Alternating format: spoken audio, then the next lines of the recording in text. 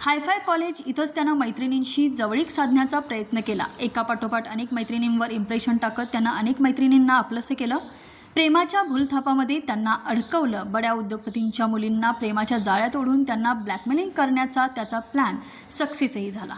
तो आणि त्याचा मित्र दोघांनी फक्त मुलींनाच नाही तर महिलांनाही टार्गेट केलं। अशा या दोघा नराधमांचा छुपाकांड उजेडात आला आणि संपूर्ण कोल्हापूर हादरून गेलं। संशयित शाहिद समीर संदे आणि शाहरुख हुसेन देसाई यांच्या गुन्ह्यांची व्याप्ती मोठी आहे।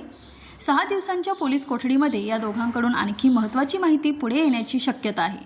त्यांचे मोबाईल, लॅपटॉप तसेच त्यांच्या संपर्कात असणाऱ्यांची पोलीस सखोल चौकशी करत आहेत।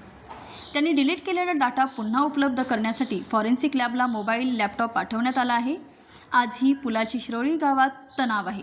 या दोघा आरोपींचा कांड भयावह आहे। त्यांना कठोर शिक्षा होण्यासाठी पोलिसांचा तपास योग्य व पुराव्याच्या दिशेने होणे अपेक्षित आहे। सकल हिंदू समाजाने पोलीस मुख्यालयात एसपींची भेट घेऊन इशारा दिला।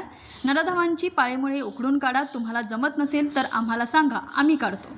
एसपींनी मात्र या प्रकरणाची गांभीर्याने दखल घेत तपास यंत्रणा कामाला लावली आहे। पोलीस उपअधीक्षक या प्रकरणाचा तपास करीत आहेत। गुन्हेगारी क्षेत्रातील ताज्या बातम्या पाहण्यासाठी पाहत रहा स्पीड न्यूज।